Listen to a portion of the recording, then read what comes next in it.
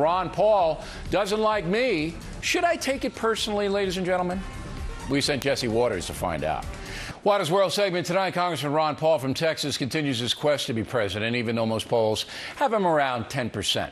On his website, Mr. Paul was complaining that the media was ignoring him. We don't like to see that. Mr. Paul deserves some recognition, so we invited him on The Factor. Unfortunately, he turned us down. So we sent producer Jesse Waters to see him in New Hampshire. Jesse Waters with Fox News. How are you? Good. How are you? Just a few questions for you. Okay. Why wouldn't you come on the O'Reilly Factor? We were all pretty surprised.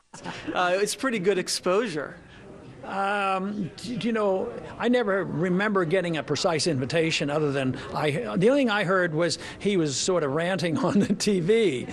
And I probably had other things to do and maybe better things. Who knows? Well, you're saying that the media was ignoring you, and, you know, it's a pretty big show. O'Reilly was pretty disappointed because he remembered you guys had quite a spark the last time. Well, he isn't exactly a journalist. If he had been more journalistic, I might have considered it. But he doesn't come across as being journalistic. Well, I'll be the journalist. Bill sent me. I know I'm a little shorter than he is, so this is the no spin zone. Just have a few questions for you. Okay.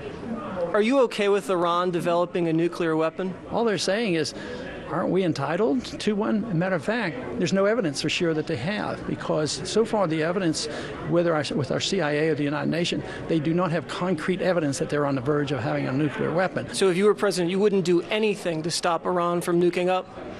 Well, what my policies would do would probably give them less incentive. I'd probably talk to them. I'd probably remove the blockade and not threaten them. They want weapons. See, the Libyans had a nuclear weapon program, and we talked them out of it. So once they got rid of their nuclear program, what did we do? We went in there and took them out. So I would say that if we could see a little bit how other people think, treat people like we might want to be treated. So no, I am not. I don't think it would be the end of the world. And you're a big gold guy. You talk about gold a lot. Bill thinks this is fascinating, but it's a little confusing. What do you want to do with gold? Well, I want to just obey the Constitution. The Constitution says only gold and silver can be legal tender. And Bill has a little problem with economic understanding. Have you noticed that? He doesn't pronounce, the words quite correctly. And he admits it, that he doesn't know much about it. Well, enlighten us. Well, what is your idea of what we should do with gold? Is it all in Fort Knox, or should we start digging it up? I just said we should obey the Constitution, make gold and silver legal tender. Why doesn't he care, or anybody care, about the Constitution? Right now, nobody legalized paper money. Where did it come from? They just ignore it. They talk about the Constitution when it pleases them, but when it doesn't please them, like going to war without a declaration. Go bomb Iran. They might get a nuclear weapon. Well, is there a declaration of war? Why isn't it some people, think we should obey the Constitution sometimes, but other times? So that wasn't so bad. You didn't want to explain that to O'Reilly? Well, he wouldn't have understood it. Thank you very much.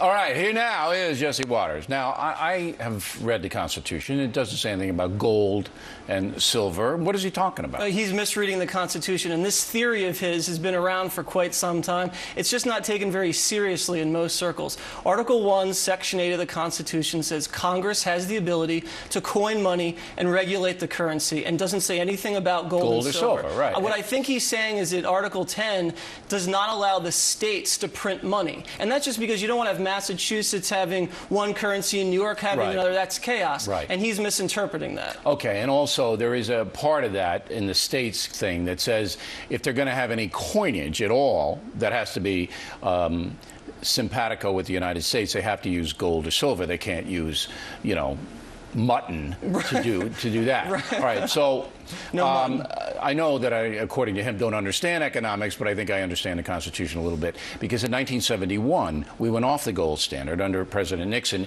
into the Federal Reserve notes because we were a worldwide currency. And remember, everybody, before that you could redeem your money for gold and silver, and government simply couldn't do it now.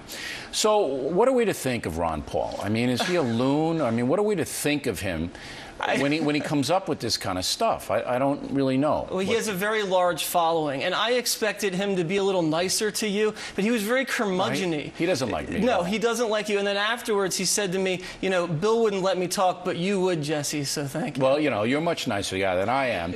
But see, when he was on here, he kind of wandered into Lawrence of Arabia, and then, you know, it's only an hour show. If we had, you know, a telethon, we might be able to do it. No, I'm not being disrespectful to Mr. Paul. He's entitled to his opinion. Dr. Paul, by the way, is a medical doctor. But I do think he's pretty far out there.